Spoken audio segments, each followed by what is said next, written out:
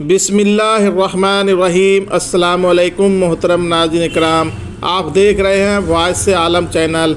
मेरे मोहतरम नाज़रीन इकराम, आज मैं लेकर आया हूँ आप लोगों के सामने हज़रत उमर फ़ारूक रज़ी अल्लाह ताला अन्हु और एक जादूगर का वाक़या। मेरे प्यारे दोस्तों, इस वीडियो को मुकम्मल तरीके से समझने के लिए आप इसे आखिर तक ज़रूर देखें और हमारे चैनल को सब्सक्राइब करना न भूलें और पास में दिए गए बेल आइकॉन को भी दबा दें ताकि हमारे आने वाले वीडियो की नोटिफिकेशन आप लोगों तक बआसानी पहुंचती रहे।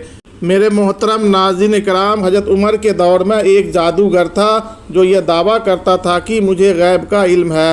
हज़रत उमर ने उसे अपने पास बुलाया, अपना हाथ पीछे किया और कहा, बेटा मेरे हाथ में क्या है? जादूगर ने कहा, कंकरियाँ। आपने अपना हाथ खोला तो सच में कंकरियाँ थी। यह देखकर लोग हैरान हुए तो अचानक आपने बिस्मिल्लाहिर्रहमानिर्रहीम पढ़ा।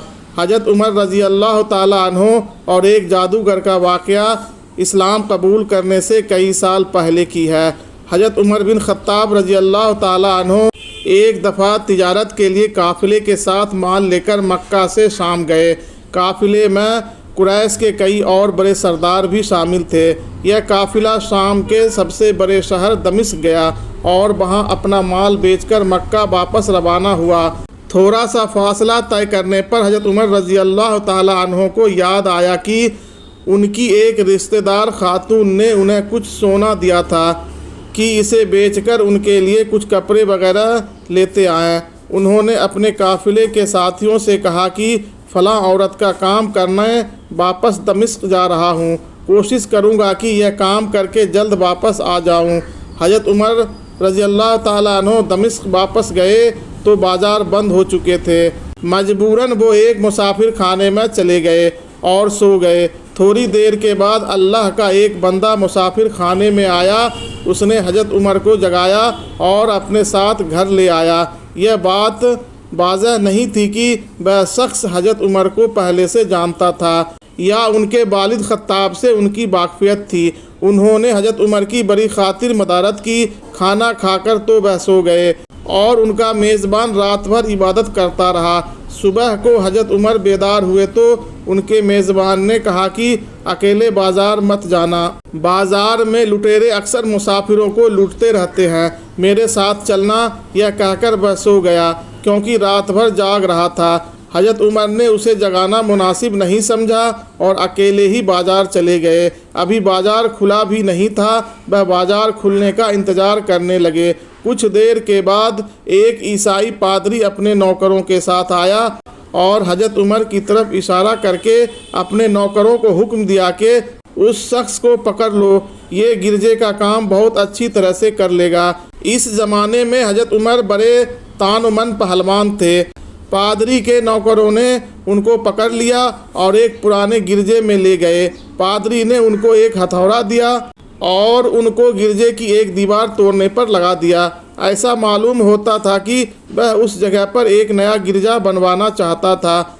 हज़रत उमर दिन भर काम करते रहे। कहीं शाम को जाकर छुट्टी मिली। वो थके हारे वापस मुसाफिर खाने में आकर बैठ गए। पहले ही दिन की तरह नेक आदमी फिर आया और उसने पूछा कि आप किधर चले गए थे? हज़रत उमर ने उसे सारा किस्सा बता दिया। वह शख्स आज भी उनको अपने घर ले गया और उनकी बड़ी खातिर मदारत की और उन्हें ताकीद की कि कल बाज़ार जाते वक्त मुझे साथ ले जाना। इसके बाद वह इबादत में मशगूल हो गया और हज़रत उमर सो गए। दूसरे दिन हज़रत उमर बेदार हुए तो अपने नेक मेज़बान को सोते पाया। उन्होंने अब की बार उनको जगाना मुनासिब नहीं समझा और अकेले ही बाज़ार चले गए। इत्तफाक से फिर वही पादरी अपने नौकरों के साथ आया और हज़रत उमर को पकड़कर साथ ले गया। उनको गुस्सा तो बहुत आया, लेकिन क्या करते, गैर मुल्क में वह अकेले थे और कोई हथियार भी उनके पास नहीं था। दूसरी तरफ पादरी के साथ 7-8 नौकर थे और वह सब हथियार बंद थे। पहले दिन की तरह ही हज़रत उमर हथौड़े के साथ गिरजे की दीवार तोड़ते रहे। जब धूप तेज हुई तो पादरी और उसके नौकर उन्हें काम में मशगूल देखकर चले गए और हज़रत उमर दीवार के साये में दम लेने के लिए बैठ गए। इतने में वो पादरी घोड़े पर सवार चुपके से आया और हज़रत उमर के सर पर ज़रब लगाई और कहा कि हम सब घर चले गए तो तूने काम ही छोड़ दिया। اب حضرت عمر کو صبر کی تان نہ رہی، انہوں نے ادھر ادھر نظر دوڑائی، ہر طرف سناٹا تھا۔ انہوں نے پادری کو گھوڑے سے کھینچ کر نیچے کر لیا اور اس کے سر پر ہتھوڑے مارنا شروع کر دیے۔ وہ بہت چیخا چلایا لیکن اس کی مدد کے لیے کوئی نہیں پہنچا۔ حضرت عمر نے ٹوٹی ہوئی دیوار کا ایک بھاری ٹکڑا اٹھا کر اس کے سر پہ دے مارا۔ وہ پہلے ہی زخمی تھا، اب اس نے دم دے دیا۔ اس کو مرتے دیکھ حضرت عمر تیزی سے بھاگ کھڑے ہوئے اور جس راستے سے دمشق آئے تھے وہ راستہ چھوڑ کر ایک دوسرے راستے پر چل پڑے۔ شہر سے کافی دور انہیں ایک خچر پر سوار رومی ملا جو روم سے تعلق رکھتا تھا۔ ان کے ساتھ چلنے لگا، وہ کچھ باتیں کرنے لگا، لیکن نہ حضرت علی ان کی زبان سمجھتے تھے اور نہ وہ ان کی زبان سمجھتا تھا۔ اس نے ایک اپنی تلوار پر ہاتھ ڈالا۔ حضرت عمر سمجھ گئے کہ وہ ان پر وار کرنا چاہتا ہے۔ انہوں نے فوراً ہی خچر سے اسے کھینچ لیا اور اس سے تلوار چھین کر ایک ہی بار میں اس کا کام تمام کر دیا۔ پھر آپ خچر پر سوار ہو کر آگے چلے۔ اس کے بعد کیا ہوا، سارا احوال خود حضرت عمر نے اس طرح بیان کیا ہے کہ اس جگہ سے روانہ ہو کر میں ایک گرجے میں پہنچا۔ یہاں عیسائیوں کی ایک جماعت رہتی تھی۔ میں گرجے کے اندر داخل ہوا تو گرجے میں رہنے والے سب لوگ میرے ارد گرد جمع ہو گئے اور مجھ سے میرے حالات کے بارے میں پوچھنے لگے۔ پھر وہ اپنے پادری کے پاس مجھے لے گئے۔ پادری نے مجھے نہایت غور سے دیکھنے لگا اور اس کے بعد کہنے لگا کہ ایسا معلوم ہوتا ہے کہ تمہیں کسی چیز کا خوف ہے۔ میں نے کہا کہ تم نے کیسے اندازہ لگا لیا کہ مجھے کسی چیز کا خوف ہے؟ اس نے میرے سوال کو ٹال دیا اور کہا کہ آپ جب تک چاہیں یہاں ٹھہریں، آپ کو یہاں کسی قسم کا کوئی خطرہ نہیں، آپ ہماری حفاظت میں ہیں۔ پھر اس پادری نے مجھے اپنے گھر میں مہمان کی طرح رکھا اور میری نہایت ہی خاطر مدارت کی اور پھر پوچھا کہ آپ کون ہیں؟ میں نے اسے بتایا کہ میں مکہ کا رہنے والا ہوں اور قبیلہ قریش سے تعلق رکھتا ہوں۔ تجارت قافلے کے ساتھ شام آیا تھا۔ تجارت کا مال بیچنے کے بعد ایک ضروری کام کے لیے مجھے اپنے قافلے سے جدا ہو کر واپس دمشق جانا پڑا۔ اب میں اپنے وطن واپس جا رہا ہوں اور راستہ بھٹک کر یہاں آ نکلا ہوں۔ پادری مجھے غور سے دیکھتا رہا اور بار بار طرح طرح کے سوال کرتا رہا۔ میں نے ان کے یہاں نہایت ہی آرام سے رات بسر کی۔ صبح کو آ کے پوچھا کہ آپ کا ارادہ یہاں ٹھہرنے کا ہے یا آگے جانے کا؟ میں نے کہا کہ اب میں آپ سے رخصت ہونا چاہوں گا۔ یہ سن کر پادری نے اپنا ایک شاندار گدھا جو بڑا خوبصورت اور نہایت ہی تیز رفتار تھا لے آیا۔ اس گدھے کی پیٹھ پر کھانے کی مزیدار چیزیں اور قیمتی تحفے بھرے ہوئے تھے اور پھر کہنے لگا کہ آپ اس گدھے پر سوار ہو جائیں اور چل پڑیں۔ راستے میں آپ کا گزر کسی عیسائی مکان کے پاس سے ہوگا تو وہ آپ کو اس گدھے پر سوار دیکھ کر آپ کی خدمت میں کوئی کسر نہیں چھوڑے گا۔ یہ کہہ کر پادری نے میرا ہاتھ پکڑا اور تنہائی میں لے جا کر کہنے لگا کہ اے عمر، آپ پر میرا حق واجب ہو گیا ہے۔ میں نے کہا بے شک۔ اس نے کہا آپ کا تعلق ایک معزز قوم سے ہے، میری آپ سے ایک غرض ہے۔ میں نے کہا کہ آپ بیان کر دیں، لیکن حیرت کی بات ہے کہ آپ جیسا بڑا آدمی مجھ جیسے پریشان حال مسافر سے کوئی غرض کیسے رکھ سکتا ہے؟ اس نے بڑے یقین بھرے لہجے میں کہا کہ سنو، میں ایک ایسا آدمی ہوں جسے اللہ نے آسمانی کتابوں کا علم عطا کیا ہے۔ میں نے آپ کی ذات میں بہت ہی ایسی نشانیاں دیکھ رکھی ہے جو یہ ظاہر کرتی ہے کہ جب ایک مقرر مدت پوری ہو جائے گی تو حالات میں زبردست تبدیلی آئے گی۔ اس وقت آپ ہمارے ملک کے حاکم بن جائیں گے اور یہاں کے سب شہروں میں آپ ہی کا حکومت چلے گا۔ اس کے بعد پادری نے جیب سے دوات قلم اور کاغذ نکال کر کہا کہ میری غرض یہ ہے کہ آپ اس کاغذ پر لکھ دیں کہ اس گرجے اور اس کی جائیداد پر کسی قسم کا کوئی محصول لاگو نہیں کیا جائے گا۔ میں نے حیران ہو کر پادری سے کہا کہ آپ مجھ سے مذاق تو نہیں کر رہے ہیں؟ اس نے کہا کہ قسم ہے اس ذات کی جس نے حضرت عیسیٰ علیہ السلام پر انجیل نازل فرمائی، میں جو کچھ کہہ رہا ہوں وہ بالکل سچ ہے۔ آپ مہربانی کر کے اور میری درخواست قبول فرمائیں۔ میں نے پادری کی باتوں کو اس کا بہم سمجھا اور جیسے اس نے کہا میں نے اسی طرح کاغذ پہ اسے لکھ کر دے دیا۔ اس کے بعد گدھے پر سوار ہو کر چل پڑا۔ راستے میں مجھے کئی جگہ پر عیسائیوں کی جماعت ملی۔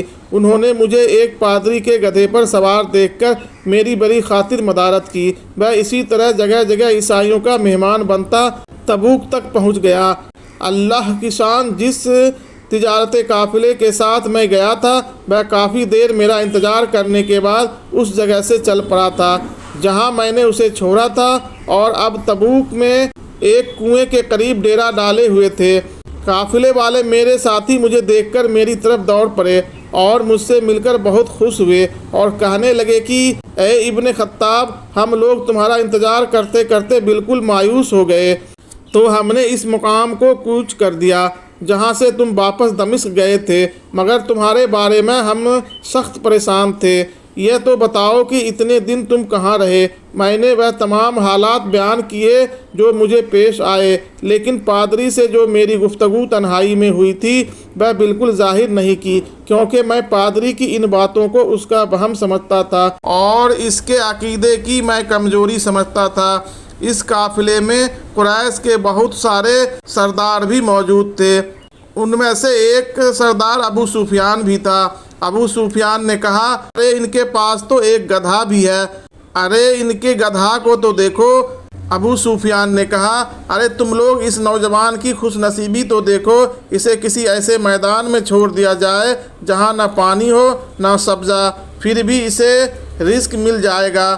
پادری نے رخصت کرتے وقت مجھ سے کہا تھا کہ جب میں اپنے ساتھیوں کے پاس پہنچ جاؤں اور گدھے کی ضرورت نہ رہے تو اس کی رسی کو مضبوطی سے باندھ کر گدھے کو اسی جگہ پر چھوڑ دینا۔ لہٰذا میں نے ایسا ہی کیا۔ یہ دیکھ کر ابو سفیان نے کہا کہ ارے یہ تم نے کیا کر دیا؟ گدھے کو ایسی جگہ پہ چھوڑ دیا جہاں پہ چور، اچکے اور درندے اکثر گزرتے رہتے ہیں۔ میں نے کہا اس کے مالک نے مجھے ایسا ہی کرنے کی ہدایت دی تھی، وہ اس کی عادتوں سے زیادہ واقف ہے۔ اب وہ جگہ گدھے والا کنواں کے نام سے مشہور ہے۔ وہاں سے روانہ ہو کر ہمارا قافلہ مکہ پہنچا۔ میری اور پادری کے درمیان جو گفتگو ہوئی تھی وہ مجھے بھلائی نہ بھولتی تھی۔ پہلے تو کئی دن تک میں نے اسے اپنے دل میں ہی رکھا، پھر مجھ سے ضبط نہیں ہوا، اور یہ راز میں نے اپنے رشتہ دار خاتون کے سامنے ظاہر کیا جس نے مجھے سونا دیا تھا۔ وہ بڑی عقل مند خاتون تھی۔ اس نے مجھ سے کہا کہ میں تمہارے بچپن ہی سے تم میں اچھی نشانیاں دیکھ رہی ہوں۔ جب تم بہت چھوٹے بچے تھے تو میں نے ایک دفعہ خواب میں دیکھا کہ تم لمبے ہوتے جا رہے ہو اور تمہارا قد اتنا لمبا ہو گیا ہے کہ اس نے آسمان کو چھو لیا ہے۔ یہ دیکھ کر میں نے خواب میں کہا کہ ارے یہ میرے بچے کی کیا حالت ہو گئی ہے۔ کسی نے کہا کہ یہ لڑکا دنیا اور آخرت میں بھلائی پانے والا بنے گا۔ جاہلیت کے زمانے میں اس قسم کی باتوں کا مطلب میرے سمجھ میں نہیں آتا تھا۔ مکہ میں ایک شخص اہل کتاب یعنی یہود اور نصارہ میں سے تھا جو بہت گمنام تھا۔ عام لوگ تو اس سے واقف بھی نہیں تھے، لیکن قریش کے کچھ سردار اسے پہچانتے تھے اور اس کی بہت عزت کرتے تھے۔ ایک دن دوپہر کے وقت میں اس کے یہاں گیا اور اسے جا کر کہا کہ میں آپ سے چند باتیں کرنا چاہتا ہوں اور چاہتا ہوں کہ آپ ان کو اپنے دل میں راز بنا کر رکھیں اور کسی کے سامنے ظاہر نہ کریں۔ اس نے ایسا کرنے کا وعدہ کیا تو میں نے اپنے سفر کے تمام واقعات اس کے سامنے بیان کر دیے اور اپنے رشتہ دار خاتون کی خواب کا بھی ذکر کیا۔ جب میں اپنی گفتگو ختم کر چکا تو اس نے کہا کہ اے ابن خطاب، جس کو تم نے محصول کی معافی کا وعدہ لکھ کر دیا ہے وہ اس زمانے میں عیسائیوں کا سب سے بڑا عالم ہے۔ جو کچھ اس نے کہا وہ سب سچ ہے اور جلد ہی وہ سچ تمہارے سامنے آ جائے گا۔ جہاں تک تمہاری رشتہ دار خاتون کے خواب کا تعلق ہے تو اس سے یہ ظاہر ہوتا ہے کہ مکے میں ایک بہت بڑا انقلاب آئے گا، زمانہ ایک نئی صورت اختیار کرے گا اور آنے والے زمانے کے آسمان اور زمین بدل جائیں گے۔ میں وہاں سے گھر چلا آیا اور اس کی ساری باتیں اپنے دل میں لیے رہا۔ تھوڑے ہی عرصے کے بعد قریش کے مجلس میں آپ صلی اللہ تعالیٰ علیہ وآلہ وسلم کا ذکر ہونے لگا۔ یہ لوگ اس بات پر چڑھتے تھے کہ محمد صلی اللہ تعالیٰ علیہ وآلہ وسلم اپنے آپ کو اللہ کا رسول کہتے ہیں، لوگوں کو بتوں کی پوجا کرنے سے منع کرتے ہیں اور ایک اللہ کو ماننے پر زور دیتے ہیں۔ جلد ہی اللہ تعالیٰ نے اسلام کو ظاہر کر دیا اور مجھے یقین ہو گیا کہ حالات وہی صورت اختیار کر رہی ہے جس کی طرف آسمانی کتابوں کے عالم شام کے پادری نے اشارہ کیا تھا۔ نبوت کے 6 سال حضرت عمر نے اسلام قبول کر لیا اور رسول اللہ صلی اللہ تعالیٰ علیہ وآلہ وسلم کے جانثار ساتھی بن گئے۔ 11 ہجری میں آپ صلی اللہ تعالیٰ علیہ وآلہ وسلم اس دنیا سے رخصت ہوئے تو حضرت ابو بکر رضی اللہ تعالیٰ عنہ مسلمانوں کے پہلے خلیفہ بنے۔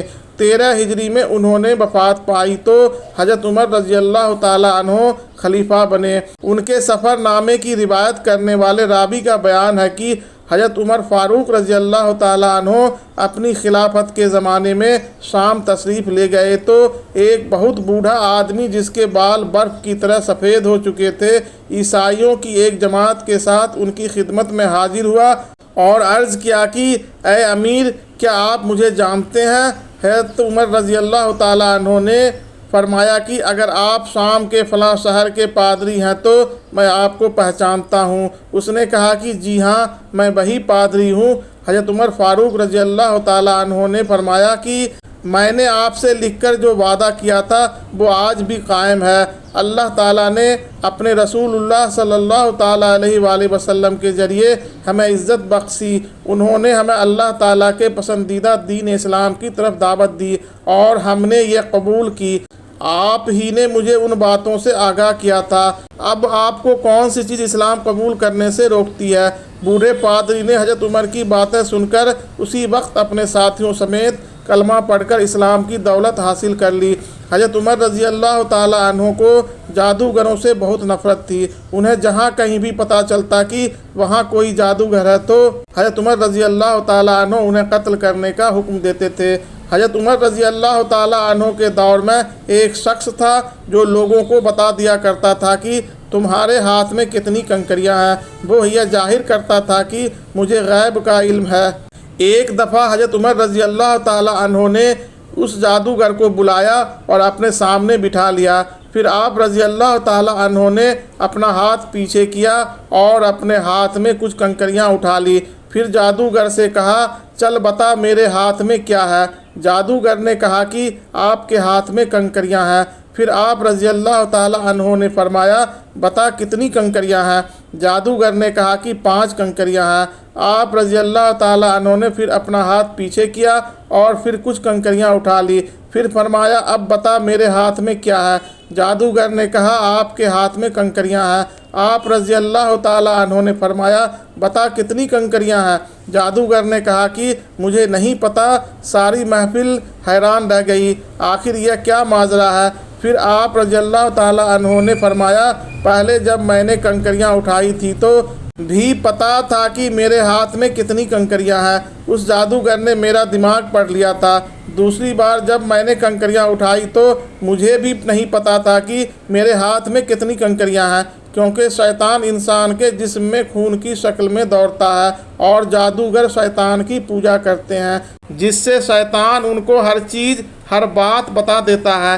اس محفل سے حضرت عمر رضی اللہ تعالیٰ عنہ لوگوں کو یہ بتانا چاہتے تھے کہ یہ جادوگر اللہ کو چھوڑ کر شیطان کی پوجا کرتے ہیں اور شیطان انسانی جسم کے اندر خون کی گردش کرتا ہے۔ اس سے ہمیں پتہ چلتا ہے کہ جو بات ہمیں پتہ ہوگی وہی ان جادوگروں کو بھی پتہ ہوگی، جو ہمیں نہیں معلوم ہوگی تو ان جادوگروں کو بھی نہیں معلوم ہوگی۔ اللہ تعالی ہم سب کو قلب سلیم عطا فرمائے اور ہر قسم کے جادو ٹونے سے بچا کر قرآن اور حدیث پہ چلنے کی توفیق عطا فرمائے، آمین۔ محترم ناظرین کرام، آپ کو ہماری یہ ویڈیو کیسی لگی؟ اگر اچھی لگی ہو تو اسے کمنٹ باکس میں ضرور لکھیں اور ہمارے چینل کو لائک اور سبسکرائب کرنا نہ بھولیں۔ اپنے دوستوں اور رشتہ داروں میں زیادہ سے زیادہ شیئر کریں تاکہ ان لوگوں تک ہماری اگلی آنے والی ویڈیو کی نوٹیفیکیشن بآسانی پہنچتی رہے۔ السلام علیکم، اللہ حافظ۔